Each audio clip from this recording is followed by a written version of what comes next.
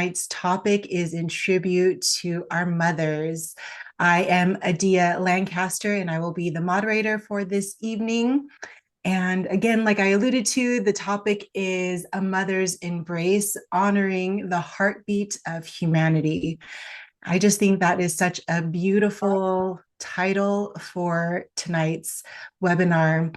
And as you know, our founders, Reverend Sun Myung Moon and Mother Moon, have long emphasized the importance and significance of mothers, not just in their own families, but in our society at large and in the world at large. And mothers are just so special, right? As we all know, we all came from mothers. Mothers literally birth humanity. And our Mother Moon, who we call so lovingly, really embraces this maternal mission to share what it is to be in a leadership role, but also to share and to multiply the characteristics of a mother, right?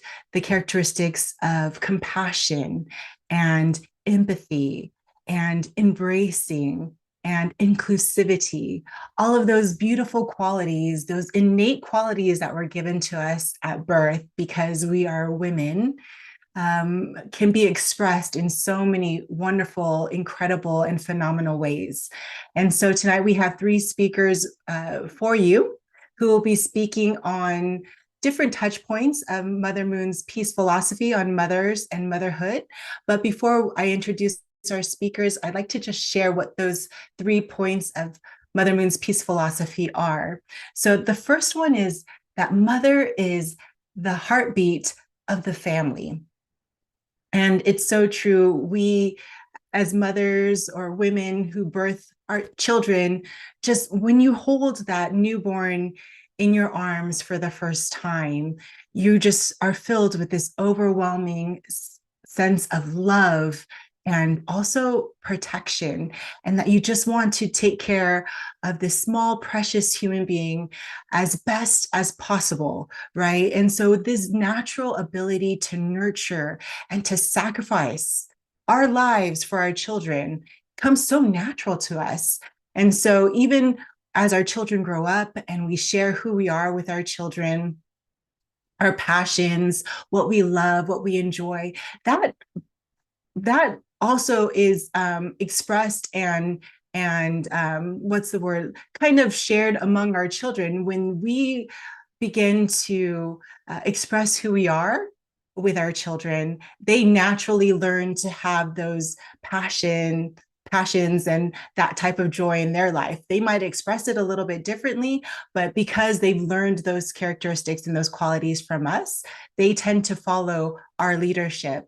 And a beautiful quote from Mother Moon that she mentioned in the early 2000s was, "The role of the mother in cultivating character and raising her children to have healthy, wholesome natures is the highest function of motherhood. In fulfilling this role, mothers truly represent the heart of God." And the second point of Mother Moon's peace philosophy is that mothers have the capacity to embrace all people.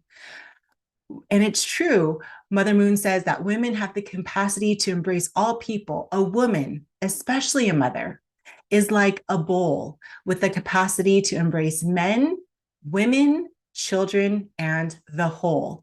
Nobody can change that.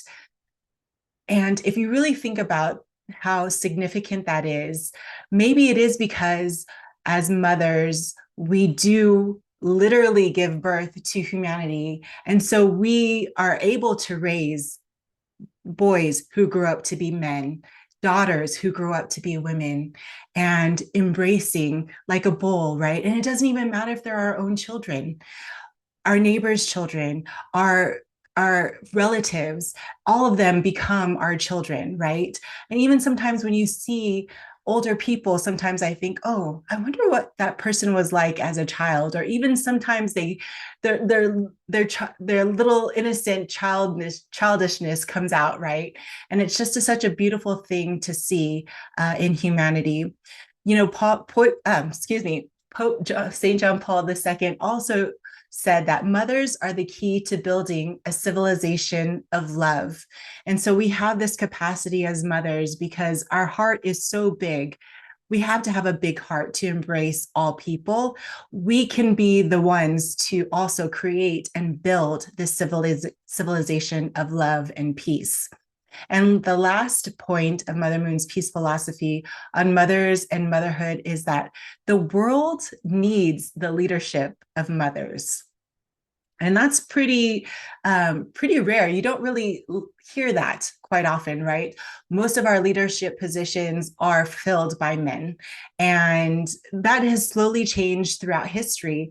But if you really think about how men lead compared to how women lead, and if you think about businesses that are led by men and businesses that are led by women, there's significant differences in how they're run, in the vibe or the feeling of those businesses or those companies, and it's pretty significant. So Mother Moon, I really love this quote that I found of hers early on. She says, we could even say that the role of the mother shapes history by bearing, giving birth, and nurturing the future of humanity. Without this maternal nature, where can the hopes and bright future of human beings be conceived? Where can good men and women, our future leaders, be born? And from whom can they receive their basic education? That is because women play a sacred role that is both civic and lineal. We carry the future of humanity in our wombs. We give birth to and nurture the unlimited potential of human beings. If the role of mothers is ignored, where will we find human hope and prospects for the future? These are profound perspectives on how to elevate women, especially mothers, in these positions in our society. And I'm so excited to really bring this topic to life with our speakers this evening. So I want to go ahead and introduce our first speaker. Her name is April Davis.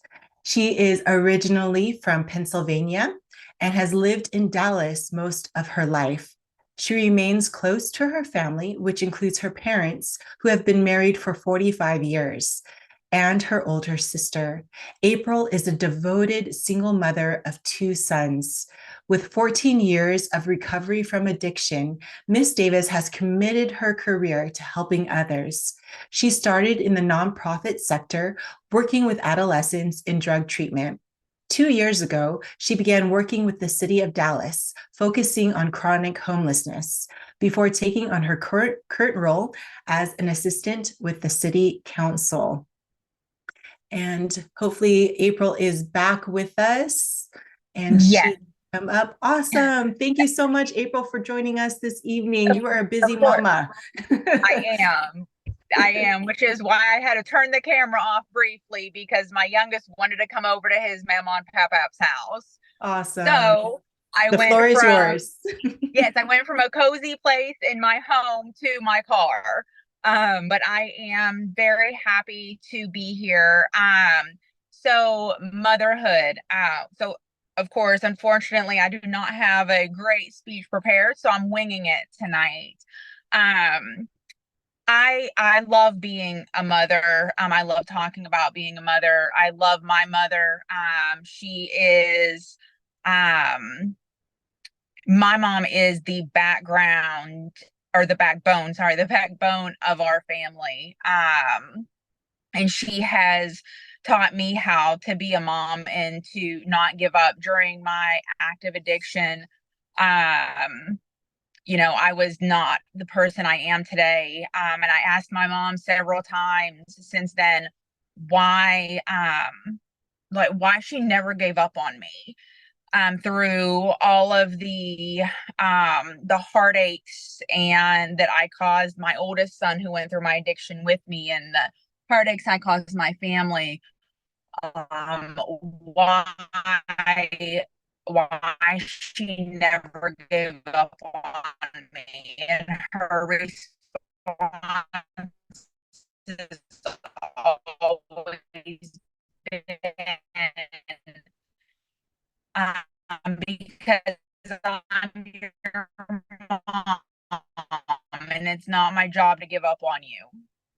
So I still come over. I come to her coffee with my mom. So she is, and now I try to be that for my children. People, as y'all just heard, I, devoted a big part of my life to nonprofit and to the homeless, and still try to get back in touch, and try to stay in touch with that community, and embrace all people, the less fortunate. And I do believe that a lot of that is just, is my motherly instinct, right? I want to, embrace people in need. I want to, help them find their way. I want to take what worked for me, what didn't work for me, because everybody's life is different. And what works for me might not work for you, but if I can just say one thing to somebody that helps them 10 years down the road, then I've done my job. And then the world in needs the leadership of mothers. Absolutely, because again, I wouldn't my mom and my Gigi, that's my grandmother. I spent a lot of time with her. And now I can't wait, not that they're expecting, but I can't wait to be a grandmother. Because I can't wait to have that next, motherly impact on another human, and on my sons one day, on their children. I can't wait to hear the words grandma. I can't wait for that. But mothers are so important, I mean, when they fall and they scrape their leg, and or they, God forbid, break a bone, or they're sick, they want their mom. I still remember giving birth to both my children and putting them on my chest, and soothing that, just my voice and my touch soothing them. I have a 13-year-old that, he gives me issues. He is not as easy as that oldest one. But when he still comes and crawls up next to me, even after, the worst day he had, or the conflicts that me and him have, just for him to come and lay next to me, is still the best feeling in the world. And to know that even though he struggles with things, he still comes to me. And so that is all I've got. Thank y'all so much for letting me share. You're welcome. Thank you, April. Don't go anywhere, because towards the end, we also want to do a little roundtable with questions. So, Perfect. okay, awesome. Yeah, please stay on. I'm here. Great. Thanks. That's wonderful. Thank you. Okay, on to our next speaker. It is Ritu Chopra. Ritu Chopra is a multifaceted professional with an extensive background as a technologist, author, TV show host, award-winning, film producer, certified leadership coach, and international speaker. Wow.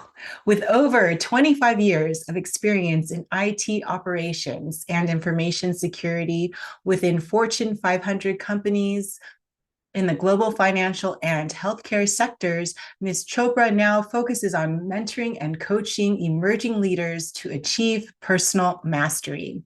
As the founder of Lead My Way, a nonprofit organization, she is a passionate advocate for women's leadership and empowerment initiatives. Her recent book, Women Leadership in the 21st Century, Creating and Raising Leaders of Tomorrow, underscores her commitment to advancing women's roles in leadership. Ms. Chopra has received numerous accolades for her work, including the WFWP Her Story Award, the International Independent Film Award, the Outstanding Achievement Award, the Best Shorts Award, the CICFF winner in 2017 for her documentary, The Secret Crimes and the Epidemic of Generations, and the Princeton TV Director Choice Award. Ms. Chopra currently resides in New Jersey. Please welcome Ms. Ritu Chopra to the stage. She has an extensive background. It's almost a little bit too much for me to read. Thank you for being here. Thank you, Adia. Thank you so much. Very pleased to be part of this event with WFWP. And I feel so humbled to talk about mother's role. The words sometimes are not enough when we talk about mothers. Let's start with the theme, the mother's embrace. Right, it's a timeless and a universal symbol of love, comfort, and inspiration. From her womb to infancy through adulthood, mothers provide a foundation of security, resilience, and self-worth. Embrace of a mother is also a powerful symbol for continuity of life and love. It connects us to the lineage of nurturing and caring that stretches back through our generations and generations.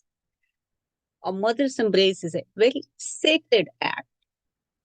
It's a gift that nurtures our souls, shapes our identities, and connects us to the universal experiences of love.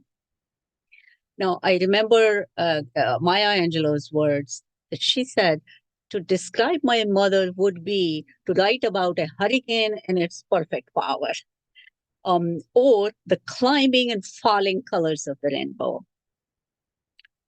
Another quote that I really liked was by Rudyard Kipling, is the God could not be everywhere, and therefore he made mothers. As you can see, there's so many powerful expressions of mothers' presence in our lives. We couldn't be here without our mothers. So as we carry forward the lessons and values imparted by our mothers, we contribute to the legacy of love and compassion. It's a journey of immense love and joy, at the same time intertwined with significant challenges and sacrifices. It cannot be without the sacrifices mothers make. The blessings of unconditional love, the joy, the personal growth that comes with not only giving birth to the child, but raising them, the cherished memories, the opportunities to create a legacy. It provides profound rewards that make our journey as mothers worthwhile.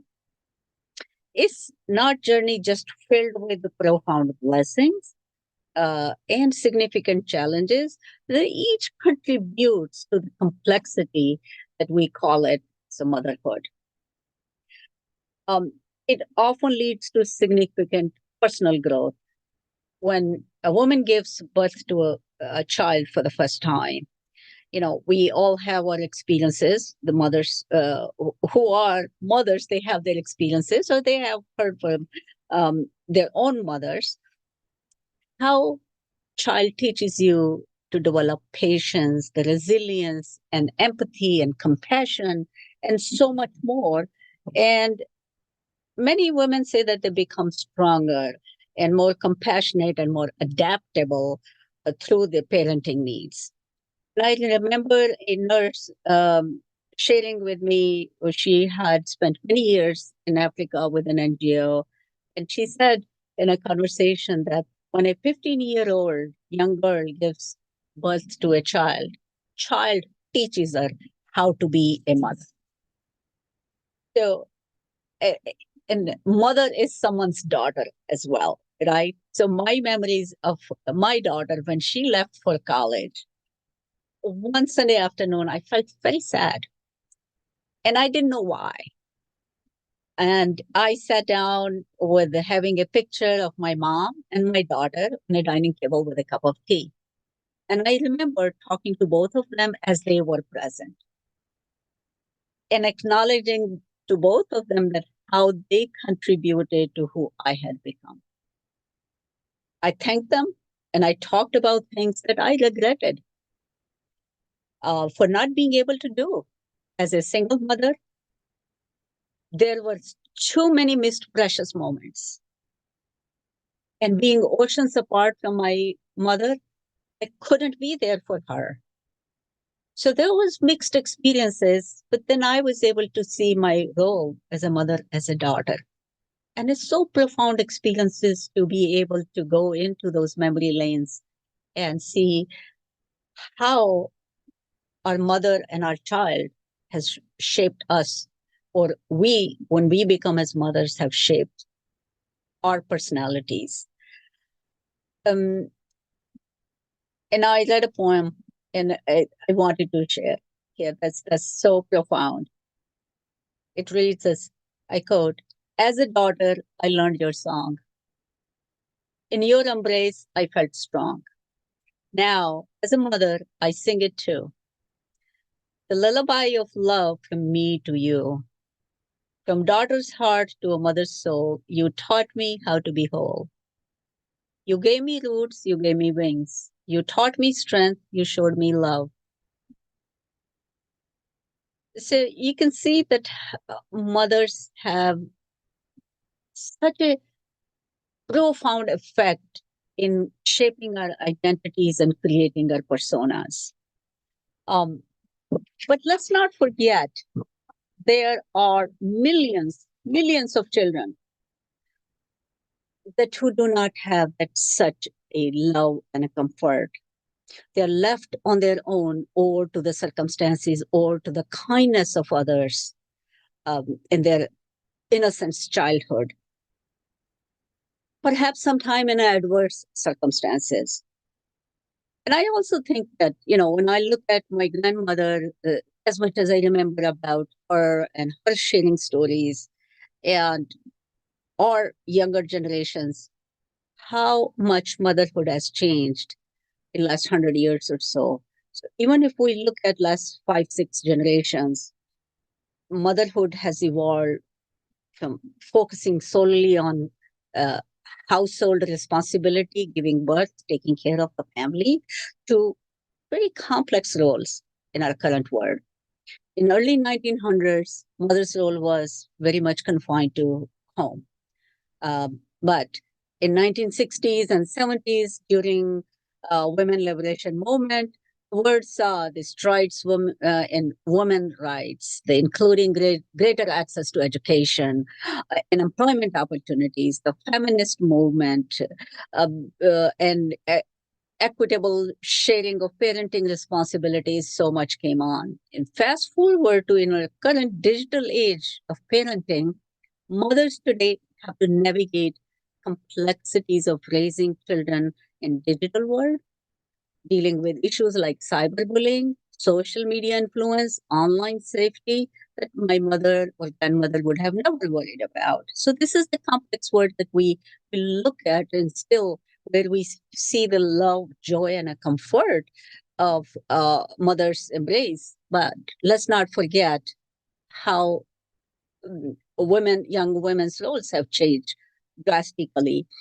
And also, there's a growing emphasis on recognizing and supporting diverse family structures, including single mothers, LGBTQ plus parents, and multicultural families. So motherhood has become complex. and especially in modern days, mothers increasingly are focused on raising their children in a sustainable living, conscious parenting practices, and maybe more holistic approaches. So that's really pretty stark difference from my grandmother's generation to when my daughter would be a mother. So let's not forget that we still need to extend our conscious hearts and uh, strength to extend that love and kindness towards everyone. And I would just wanted to share a couple of sentences from my book about women leadership. As our moderator, you mentioned women, we need more women leaders. The women are conscious about not only the families, not the societies, but everything around us. So yes, we do need more.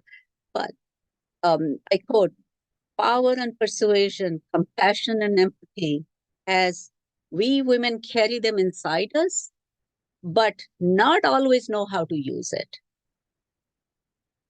We need to become more aware of our power, and because command is different than influence, authority is different than voice, competence is different than might, capability is different than usefulness. And we as women, the leaders, must recognize that power within us and use it not just for ourselves, but to the best of the society. Thank you. Thank you so much, Ritu. That was beautiful. Thank you for sharing your hearts about, yes, how women, as women, we need to learn to engage our power, how to embrace our power. I think that's something that is kind of foreign, right, to us in a way as women, because there's also so many expectations on women. We don't want to appear to be too aggressive or too passive. How do you reconcile? Anyway, we can talk more. We can have an open roundtable and have some questions about that. But thank you so much for sharing your perspective and your experiences. So our last leader for this evening is Marley Barlan. And Miss Barlan is a dedicated peace and environment advocate, serving as the Chief Administrative Officer at WFWPI Corporate Headquarters, Director of the WFWPI Office for UN Relations in New York, and International Vice President of WFWPI. With 27 years of service, she has been pivotal in implementing numerous initiatives promoting peace, sustainability, and youth and women leadership within the United Nations civil society community. She has spearheaded various impactful projects, such as the Mother's Hearts Network, Service for Philippines Cultural Exchange for Peace, HTM Community Development Framework, Mr. and Miss Pure Love Leadership and Beauty Pageant, Permaculture Literacy Program, the UN Dream, and WFWPI's Young Global Peace Builders Network. Ms. Barlan's leadership focuses on family-centered and community-oriented development, significantly contributing to the United Nations Global Developmental Goals in rural communities. In her current roles, Ms. Barlan supports 120 WFWPI national chapters and leads a team of 12 UN representatives in New York. She is also a convener for the NGO CSW Geneva Working Group on Environment and the Beijing Plus 30 Task Force for the UNECE region. Academically, she holds a bachelor's degree in secondary education from IPLC and is currently pursuing a master's in peace and conflict studies at HJ International Graduate School for Public Leadership, and also has a fundraising certification from New York University. Wow, thank you so much. Please welcome Miss Marley. excuse me, Marley Barlan to the stage. Thank you, Adia. Thank you for the invitation. Hello, everyone. Good evening. I am glad that I got to listen first to Rito and to April Davis. Their stories are really precious and both inspiring and enlightening. Yeah, thank you for sharing. I personally think that in order for the world to become a better place to live, one has to experience a mother's embrace. I mean, a personal relationship with a mother figure, because only in that relationship, that divine relationship through the mother, can one really feel that, as Rita said, because God could not be everywhere, he created mothers. So for me, I'd like to share a little bit of my experience being around great women leaders, the movers and shakers of the Women's Federation for World Peace. Well, first of all, I got to meet and listen to um, Mother Moon's speeches and her leadership towards humanity at 17 years old. And my mother, she was 17 when she first had her baby, and we are 9 siblings. But I only got to spend 10 years with my own mother. But during those years, I really felt that I received so much love, as if I was the only person in the family. I really have to credit my mother for giving so much love to me, and I'm sure that also my brothers and sisters felt that way. When I first worked with Women's Federation, it was, I think for me, the it became the guiding force or principle and how I'm going to look at things in terms of women's maternal leadership paradigm. The Women's Federation leaders that I got to work with, they related to me not as an employee, but really like a mother, a mentor, a mother, a sister. And it influenced me a lot. I was 20, in my 20s, early 20s, well, 26-year-old when I first started with Women's Federation. And experience working with the corporate world, I don't have so much experience, but with Women's Federation, I could feel that we need to somehow experience what a maternal leadership would be in terms of personal relationship in the workplace, because in the area where I work with at the United Nations, or even in the community level, and intergovernmental discussions and local government discussions, many of the women, they demand equal access to everything from parity to salary, and reforms of the systems such as gender transformative, gender responsive policies, designing work and home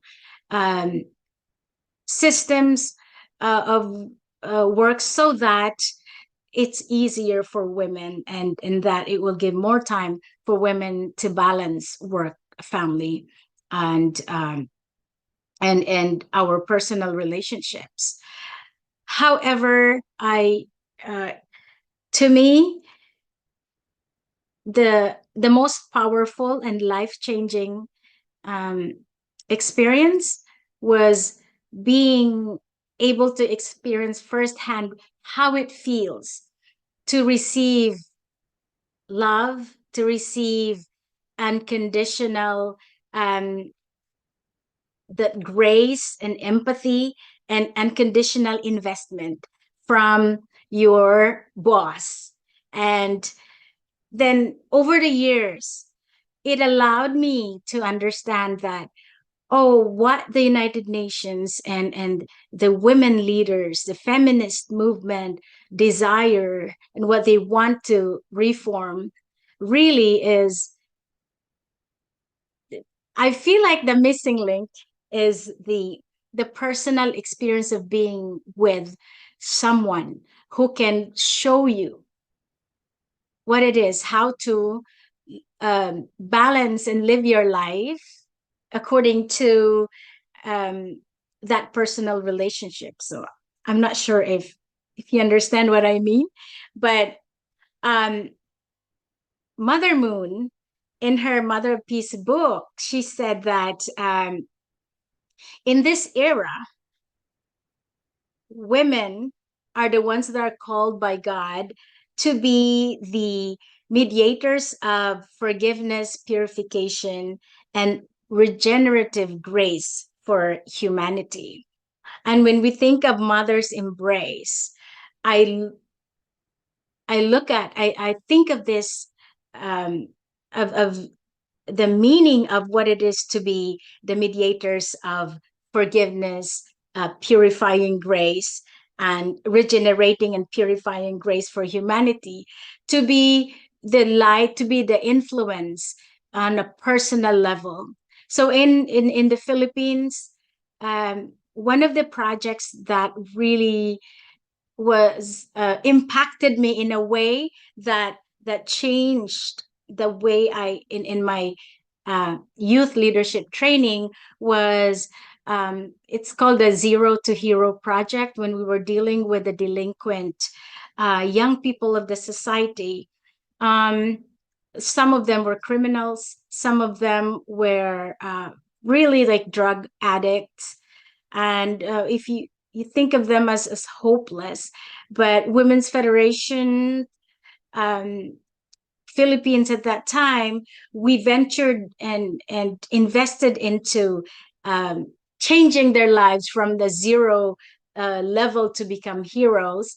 And we had many interventions. We partnered with governments and whatnot. But what I learned from that experience was people change if they receive on a personal basis, a direct personal relationship, unconditional investment, empathy, and trust. Trust that they can grow to their fullest potential, that they are born to be great person, and just challenges and our environments are not ideal. That's why they're in that position. And um, I saw them change their lives and their perspective and became better people because they were surrounded by a, a an environment where people around them were mothers, not acted, really played the role um, with all sincerity, that that mother and child relationship, even though they are not blood directly related by blood. So um yeah, I think it's for tonight. um that would be my thought. It's just really simple.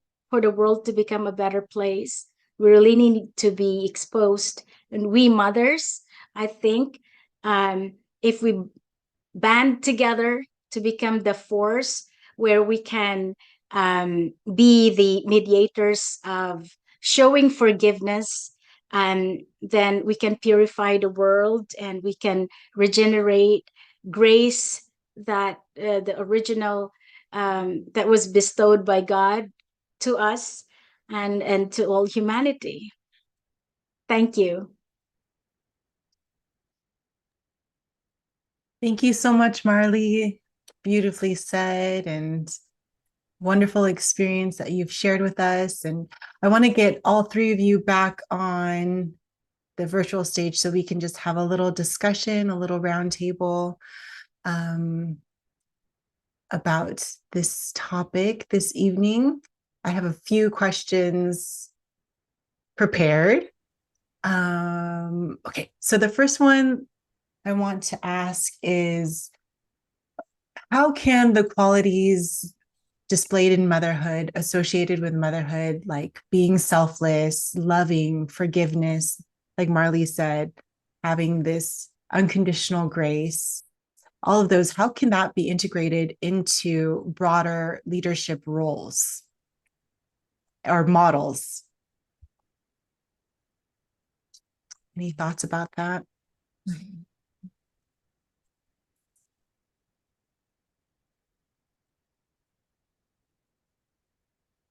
I think I'll go ahead. Okay, thank you. I guess so. I guess like accepting or like making it a more common goal. I don't think that I don't think a lot of the qualities that we bring is an expectation in a leadership role. So I just think that making it more common or making it an expectation or accepting it will bring it to light a little bit more and make mothers more confident in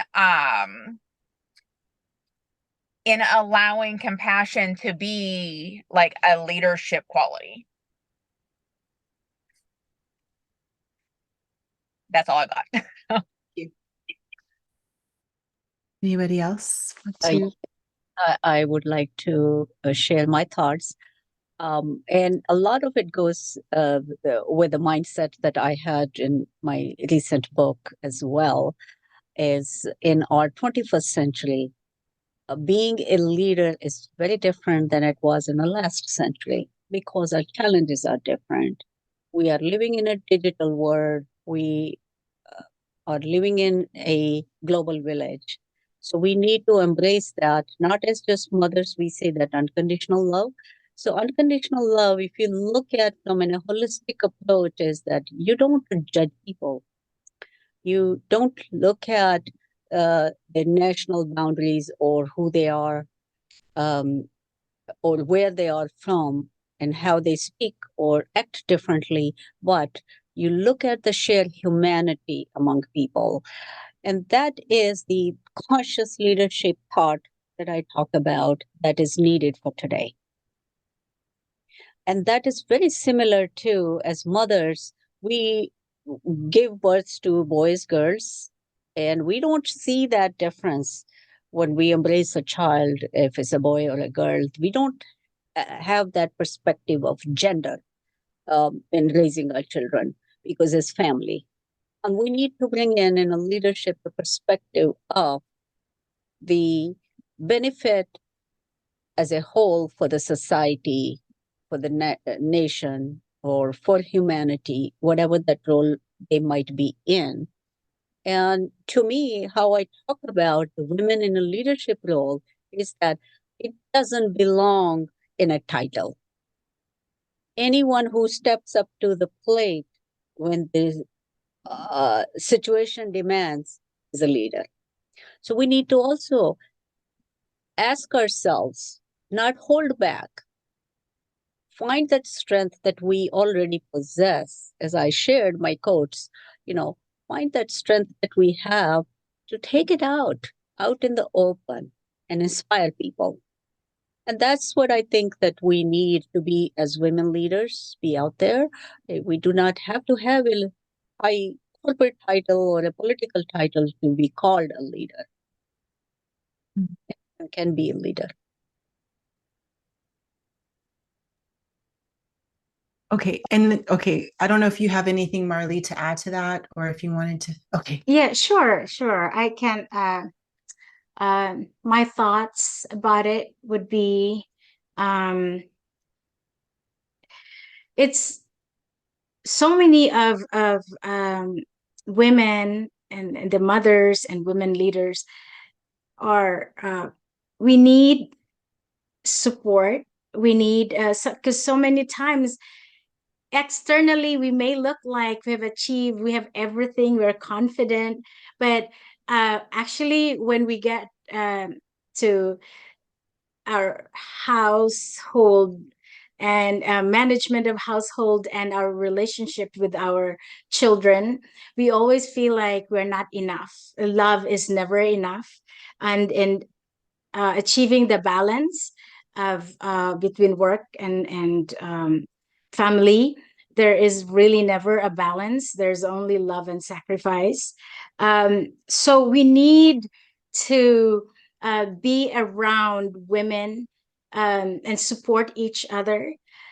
In Philippines, when I had my experience with the women in the village, um, it was very refreshing for me to understand what they went through. A lot of the women there, they kind of just accept their circumstances, being poor and no access to proper education, and just life is not so easy. But one day when uh, we had a chance to talk, and their desires really was just to make their children, make a way for their children to have a better life. And that was when I said, how about um, let's make a dream together and work together, that we can raise our children together, as neighbors, as sisters, to make our children um, hero for our nation. And but in order for them to be that, then let's wake up every day to think that we have the power to change the world, or we have the power to become the future mother, the mother of a future president, the mother of future mayor. And then, let's change our attitude and look forward to that. And that simple conversation and dreaming of something that's beyond us, but then something that is actually achievable. That was a moment where they lightened up. And for me is, I think, starting from that, there is a framework that we can say that mothers leadership can find its substantial manifestation and implementation in the family and community level. Beautiful. Thank you. To piggyback off of that and to what Ritu said about we don't need a title, we are all naturally leaders. I have another question is, how can we encourage and empower more mothers to go into these leadership roles at all levels of society, in civic levels of society, school boards, right? All of these people that hold these public service occupations, they're people just like us. And we need the perspective of mothers in those roles. We need that leadership in those roles. So, how would you encourage mothers to kind of step up if there is a season in their life where they are able to do it? Obviously, if you're a young mother, it's more difficult and challenging. But if you have that openness in your life, how would you encourage mothers to go bigger and to impact community in a larger way? I can start if that's all right.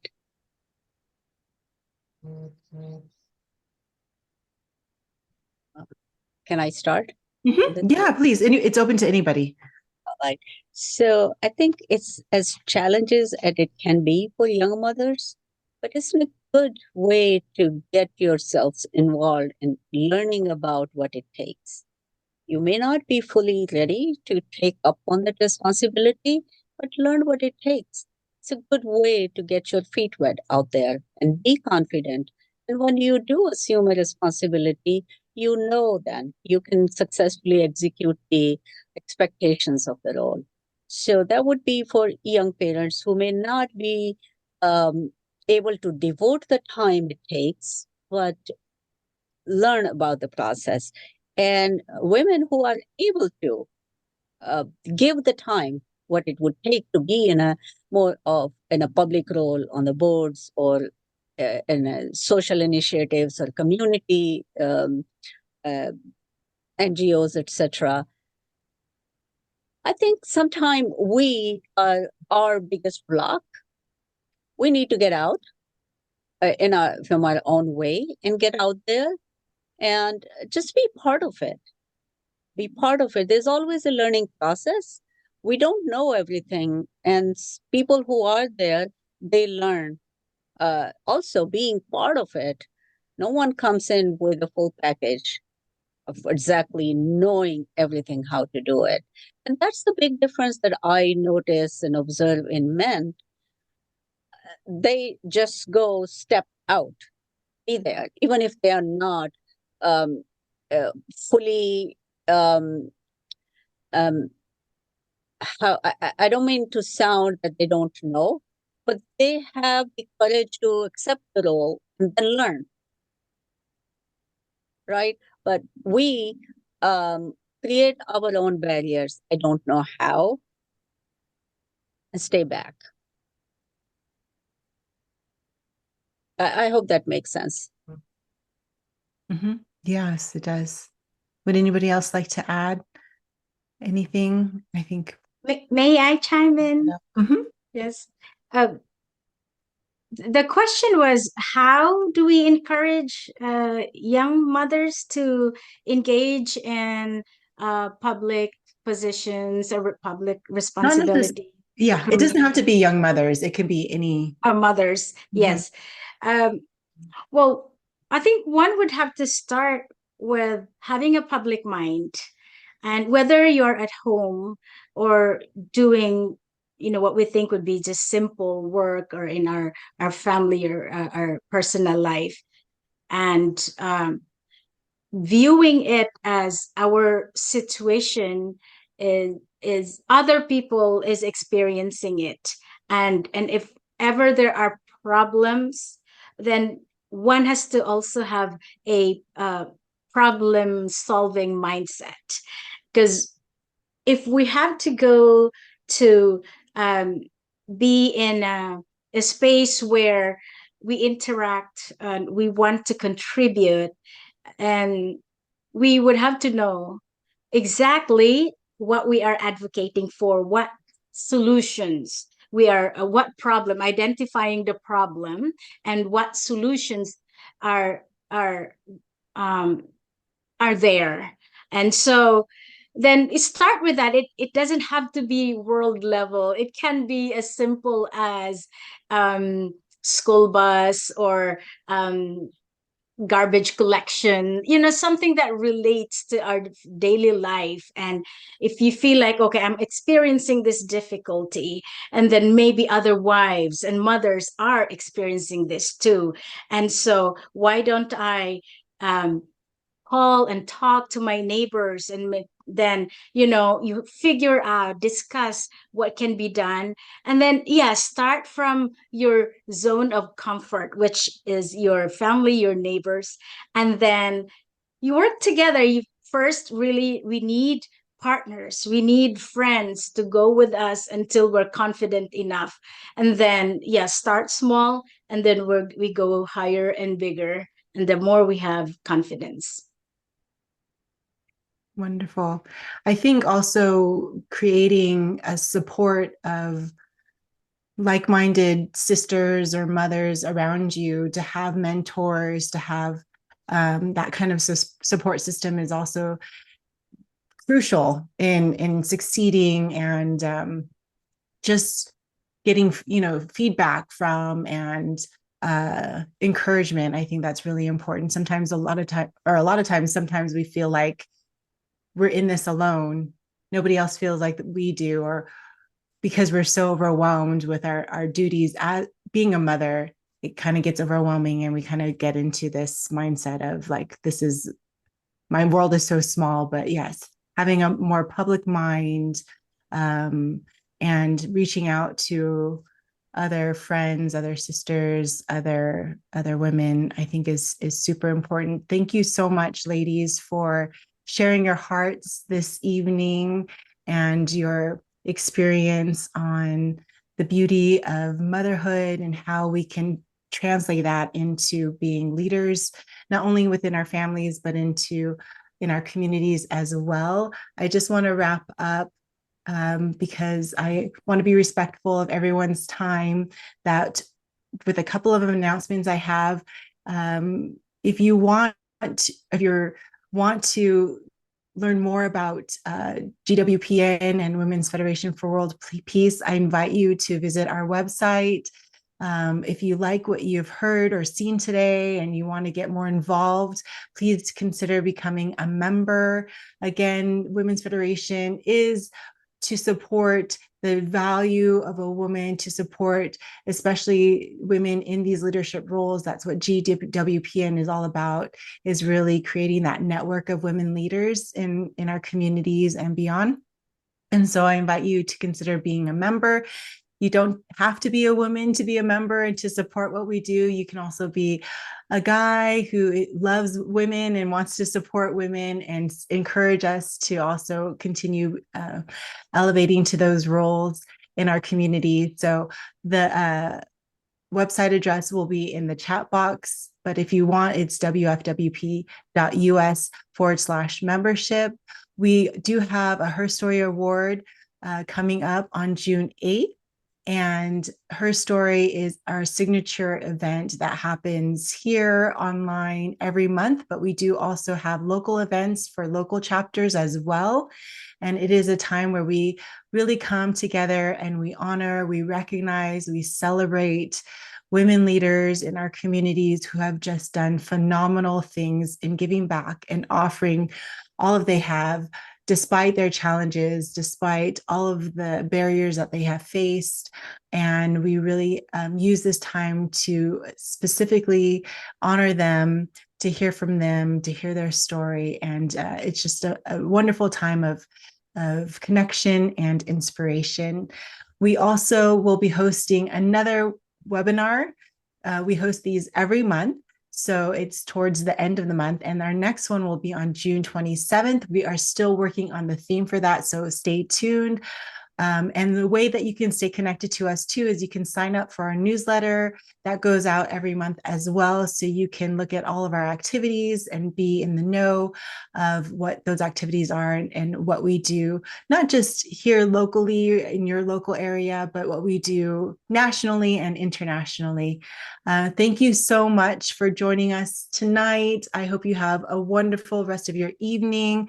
And I hope to see you next month for our Her Story and the next GWPN webinar. Thank you so much. Good night.